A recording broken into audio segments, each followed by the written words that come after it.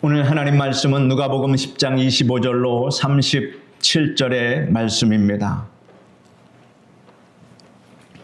누가복음 10장 25절로 37절의 말씀을 읽어드리겠습니다. 어떤 율법 교사가 일어나 예수를 시험하여 이르되 선생님, 내가 무엇을 하여야 영생을 얻으리이까? 예수께서 이르시되 율법에 무엇이라 기록되었으며 내가 어떻게 읽느냐? 대답하여 이르되 내 마음을 다하며 목숨을 다하며 힘을 다하며 뜻을 다하여 주 너의 하나님을 사랑하고 또한 내 이웃을 내 자신같이 사랑하라 하였나이다. 예수께서 이르시되 내 대답이 옳도다. 이를 행하라. 그러면 살리라 하시니 그 사람이 자기를 옳게 보이려고 예수께 여짜오되 그러면 내 이웃이 누구이니까? 예수께서 대답하여 이르시되 어떤 사람이 예루살렘에서 여리고로 내려가다가 강도를 만나매 강도들이 그 옷을 벗기고 때려 거의 죽은 것을 버리고 갔더라. 마침 한 제사장이 그 길로 내려가다가 그를 보고 피하여 지나가고 또 이와 같이 한 레위인도 그곳에 이르러 그를 보고 피하여 지나가되 어떤 사마리아 사람은 여행하는 중 거기 이르러 그를 보고 불쌍히 여겨 가까이 가서 기름과 포도주를 그 상처에 붓고 싸매고 자기 짐승에 태워 주막으로 데리고 가서 돌보아 주니라. 그 이튿날 그가 주막 주인에게 데나리온 2를 내어주며 이르되 이 사람을 돌보아주라. 비용이 더 들면 내가 돌아올 때 갚으리라 하였으니 내 생각에는 이 3사람 중에 누가 강도 만난 자의 이웃이 되겠느냐? 이르되 자비를 베푼 자니이다. 예수께서 이르시되 가서 너도 이와 같이 하라 하시니라. 아멘. 오늘은 가서 너희도 이와 같이 하라, 이러한 제목으로 말씀해 드리겠습니다. 어떤 율법사가 예수님을 시험하기 위해 선생님, 제가 무엇을 하여야 영생을 얻겠습니까? 라고 물었습니다. 예수님께서 율법에 무엇이라 기록되어 있으며 내가 어떻게 읽었느냐? 라고 하니 그가 이같이 대답했습니다. 네 마음을 다하며 목숨을 다하며 힘을 다하며 뜻을 다하여 주 너의 하나님을 사랑하고 또한 네 이웃을 내 자신같이 사랑하라 하였나이다 하였습니다. 예수님께서 네 대답이 옳도다. 이를 행하라. 그러면 살리라 말씀하셨습니다. 율법사는 자기를 옳게 보이려고 그러면 내 이웃이 누구입니까? 하고 다시 물었습니다. 그러자 주님께서 다음과 같은 이야기를 들려주셨습니다. 어떤 사람이 예루살렘에서 여리고로 내려가다가 강도를 만났다. 강도들이 그의 옷을 벗기고 때려 거의 죽게 된 것을 그를 버리고 갔다. 마침 제사장이 그 길로 내려가다가 그를 보고 피하여 갔고 조금 후 그곳을 지나게 된 레위인도 마찬가지였다. 그러나 한 사마리아인은 여행 중 거기 이르러 강도 만난 사람을 보고 불쌍히 여겨 가까이 가서 기름과 포도주를 그 상처에 붓고 자기 짐승에 태워 주막으로 데리고 가서 돌봐주었다. 이튿날 길을 떠나기 전 주막집 주인에게 데나리온 2를 주면서 강도 만난 사람을 잘 돌봐달라고 부탁하고 비용이 더 들면 돌아올 때 갚겠다고 했다. 여기까지 말씀하신 예수님께서 율법사에게 너는 이 3사람 중에 누가 강도 만난 사람이 이웃이라고 생각하느냐라고 물으셨습니다. 율법사가 자비를 베푼 사람입니다 라고 대답하자 주님께서 가서 너도 이와 같이 하라 이렇게 말씀하셨습니다. 저는 이 시간 이 율법사의 당돌한 태도나 그의 질문의 정당성 여부에 관해서 말씀드릴 생각은 없습니다. 다만 가서 너희도 이와 같이 하라는 예수님의 말씀을 우리에게 주신 명령으로 받아들여서 생각해 보고자 합니다. 가서 너희도 이와 같이 하라고 명하신 예수님의 말씀에 순종하기 위해 우리는 본문 말씀이 가르치는 바를 분명히 이해해야 할 것입니다. 첫째로 예루살렘에서 여리고로 내려가다가 강도를 만난 사람이 누구인가를 알아야겠습니다. 예루살렘과 여리고는 각각 무엇을 상징하는 도시인가 하는 것을 우리는 생각해 보아야 합니다. 예루살렘에는 성전이 있어서 사람들이 하나님께 예배드리고 찬양하며 기도하는 것입니다. 그러므로 예루살렘은 영적인 도시요 거룩한 곳을 상징합니다. 반면에 여리고성은 이스라엘 백성들이 약속의 땅으로 나아가는 것을 막은 첫 성으로 여호수아는 이 성을 무너뜨린 후에 그 성에 대해서 저주했습니다. 그러므로 여리고는 하나님의 일을 막는 세속적이고 저주받은 곳을 의미합니다. 강도 만난 사람은 예루살렘에서 여리고로 내려갔습니다. 예루살렘은 해발 700m이고 여리고 근방의 사해는 해면보다 400m나 낮은 곳에 위치해 있습니다. 그 때문에 예루살렘에서 여리고까지는 100리도 안 되는 거리지만 그 고도차가 1000m, 1km가 가까운 그러한 낙차가 생기는 내리막길이었다라고 하는 것입니다. 내리막길을 가는 것은 쉬운 일입니다. 오르막을 가는 게 어렵죠. 내리막은 저절로 중력에 의해서 내려갑니다. 다시 말해 타락의 길은 이 내리막길로 가기가 아주 쉬운 길이다 하는 것을 상징적으로 보여줍니다. 위로 올라가는 것이 힘들지 아래로 내려가는 것은 힘들지 않습니다. 육신의 정욕과 안목의 정욕과 이생의 자랑을 따라 세상으로 내려가는 것은 쉽기 때문에 사람들은 쉽게 세속으로 내려갑니다. 그 길은 넓고 세상의 길은 넓고 편안하게 갑니다. 그래서 많은 사람들이 그 세상의 길로 내려가고 있다라고 하는 것을 우리는 잘 압니다. 여러분, 인간의 타락한 과정을 한번 생각해 보십시오. 인간이 어떻게 타락했습니까? 타락하기 전에 아담은 영에 속한 생활을 했습니다. 하나님과 교제하면서 살았습니다. 하나님과 대화도 하며 살았습니다.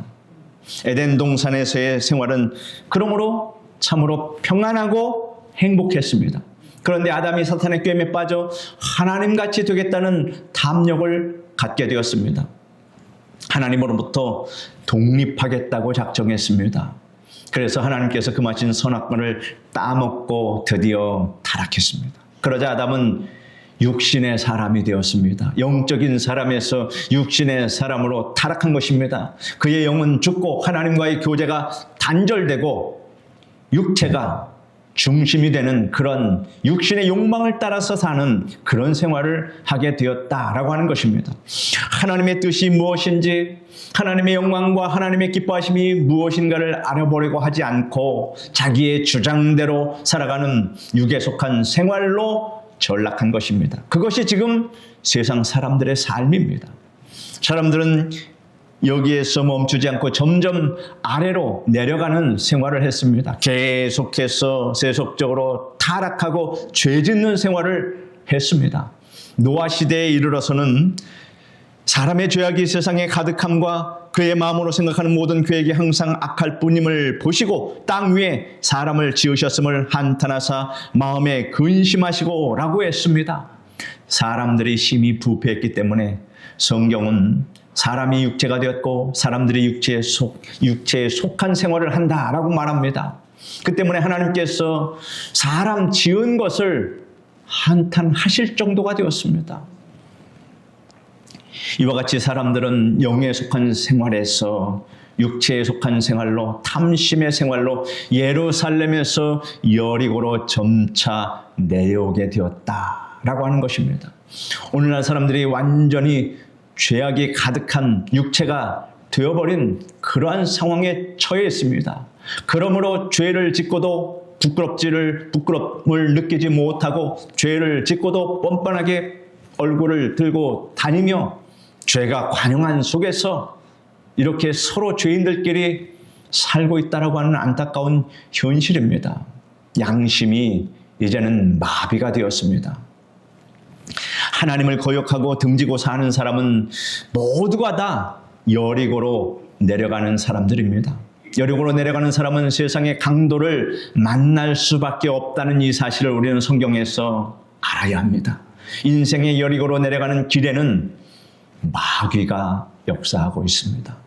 예수님께서 말씀하시기를 도적이 오는 것은 도적질하고 죽이고 멸망시키려는 것뿐이요라고 말씀하셨습니다. 원수 마귀는 강도처럼 사람들에게 덤벼들어 도적질하고 죽이고 멸망시킨다는 이 사실을 여러분 꼭 아시기를 바랍니다.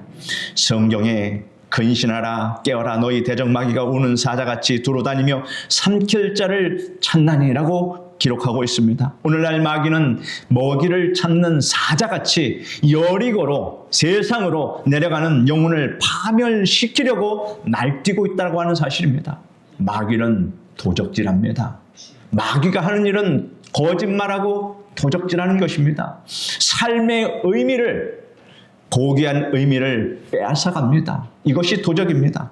그러므로 마귀에게 도적질 당한 사람은 삶의 의미와 목적을 상실하게 돼서 자신이 어디에서 와서 무엇을 하다가 무엇 때문에 살며 어디로 가는지 알지 못하고 무의미와 절망 가운데서 허덕이게 되는 것입니다.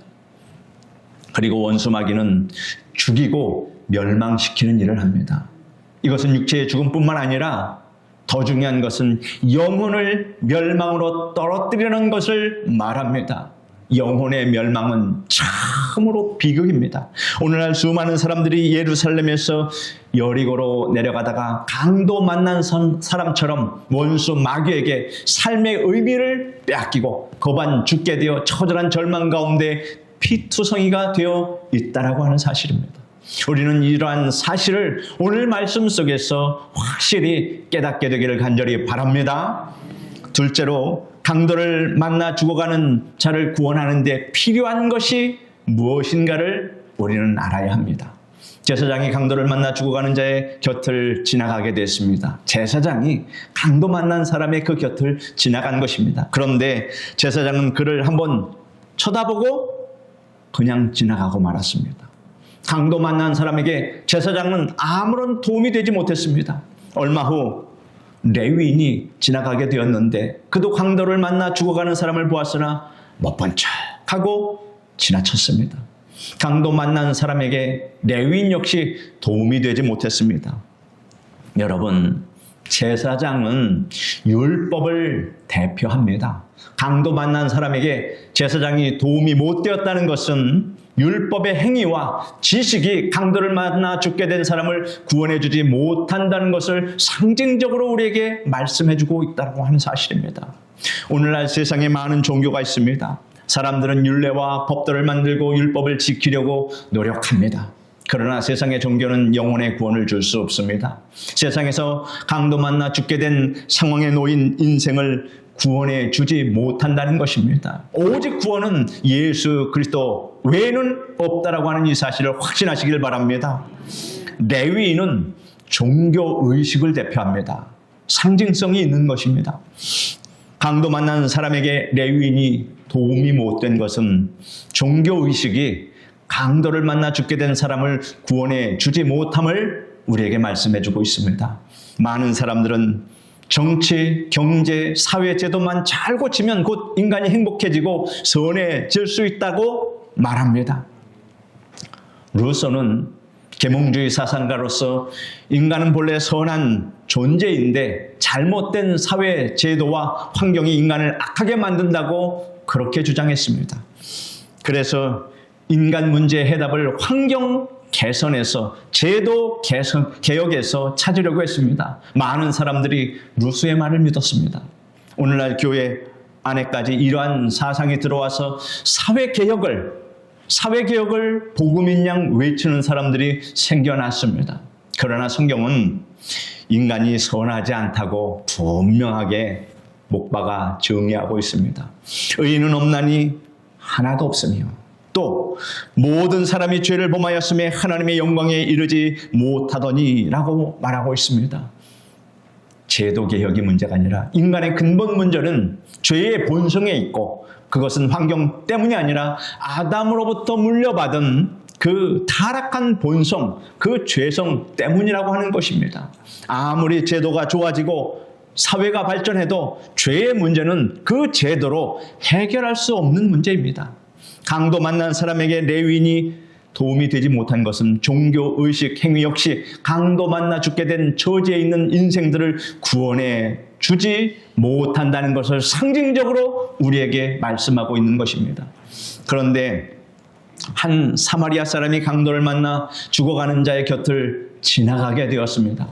이 사마리아 사람은 그에게 다가가 기름과 포도주를 상처에 붓고 싸매 주었습니다. 그를 불쌍히 여겨서 기름과 포도주로 그의 상처를 싸매 주었다라고 하는 것입니다. 강도 만난 자를 그는 불쌍한 마음을 가지고 치료해 주었습니다. 강도를 만나 죽게 된 자를 소생시킬 수 있는 것은 기름과 포도주였다라고 하는 사실을 여러분 기억하시길 바랍니다. 포도주는 바로 예수 그리스도의 피를 상징합니다. 마지막 만찬 때 예수님께서 말씀하셨습니다. 또 잔을 가지사 감사 기도하시고 그들에게 주시며 이르시되 너희가 이것을 마시라. 너희가 다 이것을 마시라. 이것은 죄 사함을 얻게 하려고 많은 사람을 위하여 흘리는 바 나의 피 곧 언약의 피니라 라고 말씀하셨습니다. 그러므로 포도주는 예수님의 보혈을 의미합니다. 그리고 기름은 성령님을 의미합니다. 예수님께서 십자가 위에 흘리신 그 보혈과 성령의 은혜와 역사가 없으면 강도를 만나 죽게 된 인생을 살릴 수가 없는 것입니다. 성경은 우리 구주 하나님의 자비와 사람 사랑하심이 나타날 때 우리를 구원하시되 우리가 행한 바 의로운 행위로 말미암지 아니하고 오직 그의 긍휼하심을 따라 중생의 씻음과 성령의 새롭게 하심으로 하셨나니라고 말씀하셨습니다. 예수 그리스도의 보혈의 능력을 믿는 자만이 모든 죄를 사함받고 정결케 되며 하나님의 성령이 임하여 영원히 거듭나게 되므로 강도 만나 죽어가던 인생들이 소생하게 되는 것입니다. 이 길 외에는 구원받는 다른 길은 없습니다. 그러므로 우리는 예수 그리스도의 보혈과 성령의 역사만이 구원을 얻게 함을 믿고 이를 우리 이웃에게, 우리 가족에게 널리 전해야 하는 것입니다.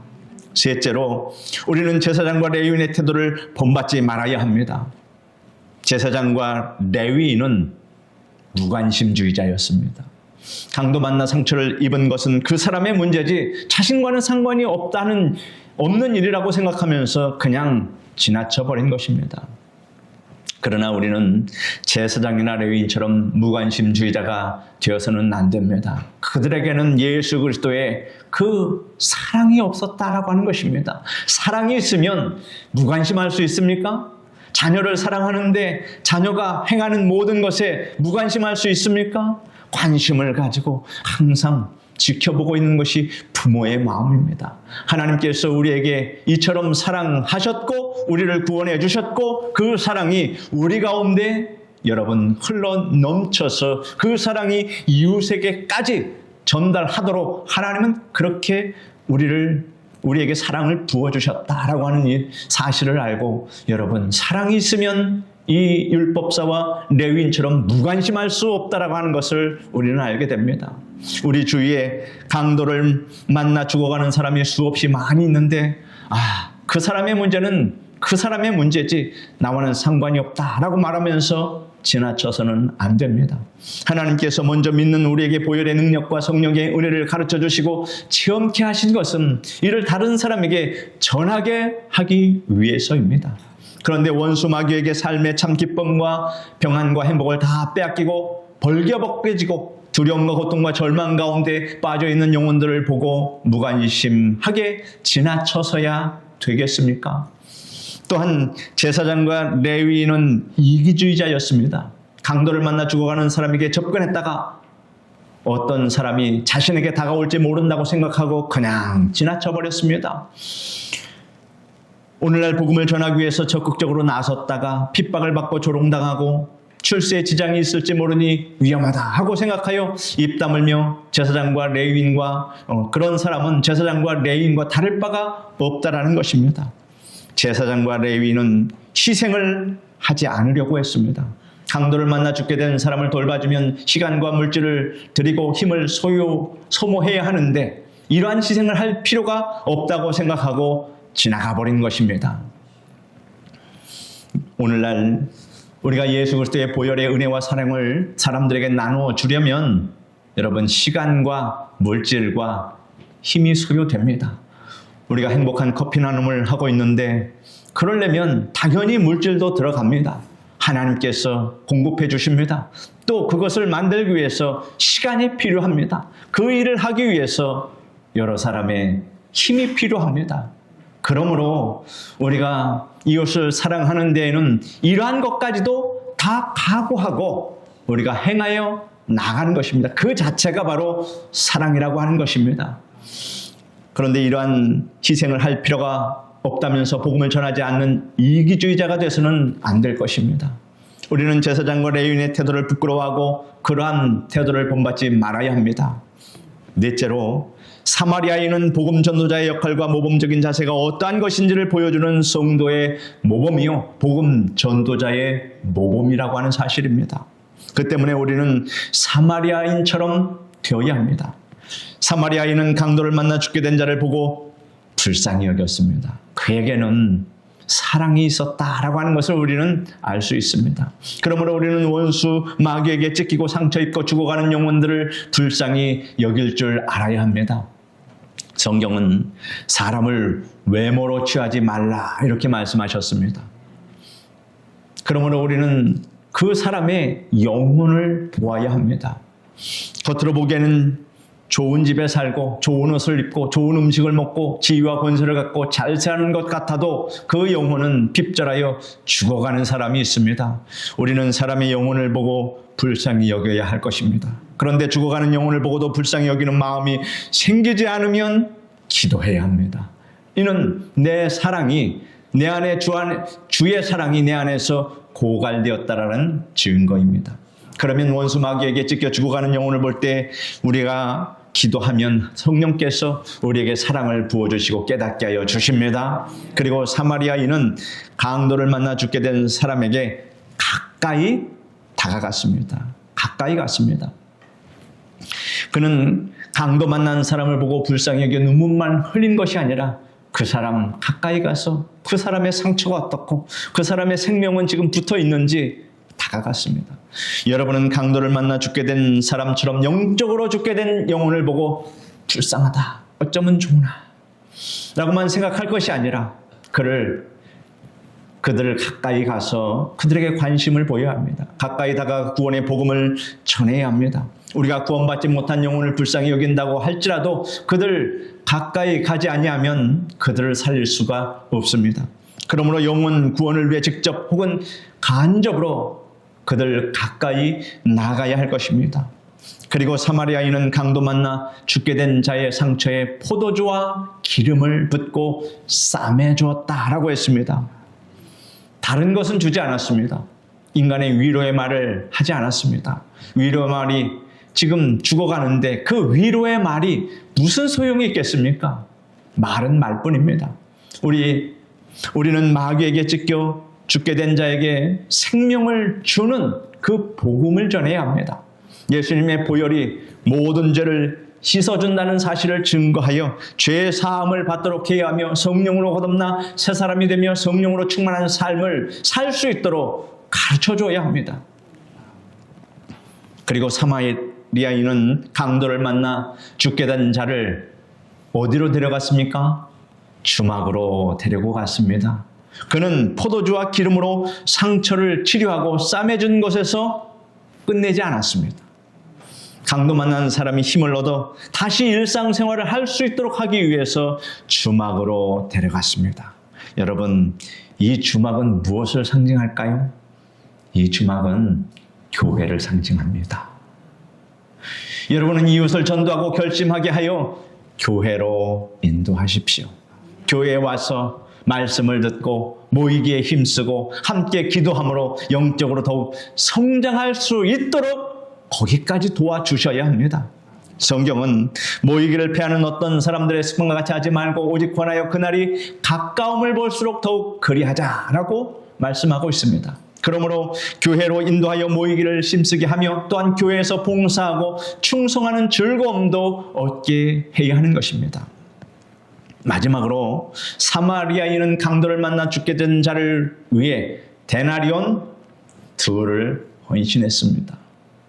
주막 주인에게 경비가 더 들면 내가 돌아와서 더 드리겠습니다. 이렇게 말했습니다. 여러분, 얼마나 이 사마리아인의 그 사랑과 착한 마음이 느껴집니까? 데나리온 둘은 바로 물질과 시간을 의미합니다. 여러분은 영혼 구원과 영적 성장을 위해 물질과 시간을 기쁨으로 드려야 할 것입니다. 복음 전도를 위해 희생한 국가와 민족은 언제나 번영했음을 하나님의 역사, 이 세계사가 증명하고 있다는 사실을 여러분은 다 알고 있습니다. 독일이 복음 전도를 위해 물질과 시간을 들였을 때 하나님께서 그 나라를 선진국으로 번영케 했습니다. 그 다음 영국이 복음 전도를 위해서 물질과 시간을 들였으며, 영국은 하나님께서 어떻게 은혜를 베풀었습니까? 해가 지지 않는 나라로 크게 흥황하게 했다라고 하는 사실입니다.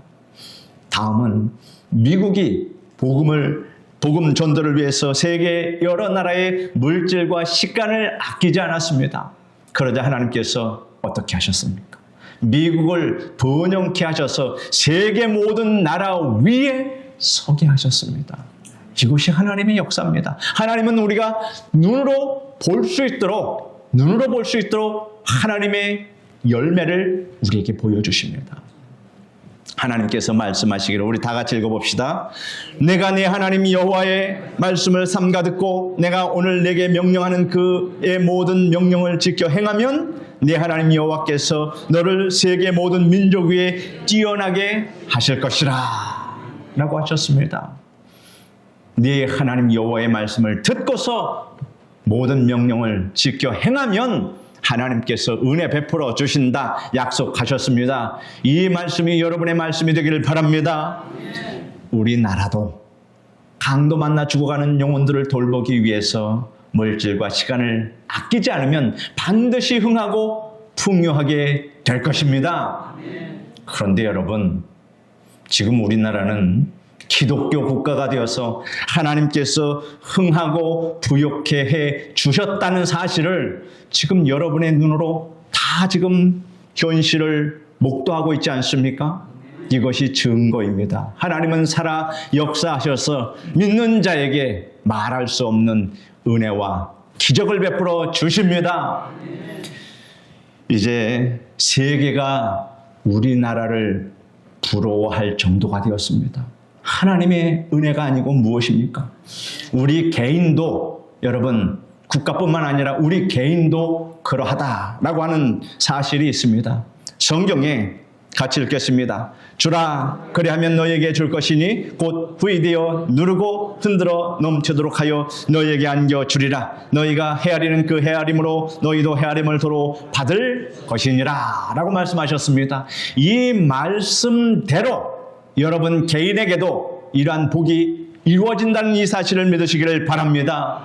물질을 계속 공급할 수 있도록 건강을 주시며 재능과 은혜를 베풀어 주십니다. 예수님께서 하나님을 사랑하고 이웃을 사랑하는 최선의 길은 여리고로 내려가다가 강도를 만나 죽게 된 사람을 돌봐주라는 것입니다. 그러므로 여러분은 예수님의 보혈로 죄사함을 받고 성령으로 거듭나서 새 생명을 얻게 되는 이 복음을 이웃에게 전하시길 바랍니다. 이를 위해 적극적으로 헌신하고 물질과 시간을 주를 위해서 드리십시오. 가서 너희도 이와 같이 하라 하는 주님의 음성을 여러분은 회피할 수 없으며 또 회피해서도 안 됩니다. 그러므로 주님의 음성에 귀를 기울이고 실천함으로 여러분의 삶을 보람과 영광으로 채우고 천하보다 귀한 영혼들을 주님께로 인도하여 주님을 기쁘시게 하는 여러분 되시기를 예수님의 이름으로 축원합니다. 기도하겠습니다. 거룩하신 하나님 감사합니다. 우리의 이웃이 누구인가 하는 것을 우리에게 분명하게 말씀하여 주시니 하나님, 가서 너희도 이와 같이 하라 하신 그 주님의 음성을 우리가 받고서 그 명령에 순종하여 살게 도와 주시옵소서. 그래서 우리의 삶을 보람과 영광으로 채워주시고 천하보다 귀한 영혼들을 주님께로 인도하여 주님을 기쁘시게 하는 우리 모두가 다 되게 하여 주시옵소서. 예수님의 이름으로 기도드립니다. 아멘.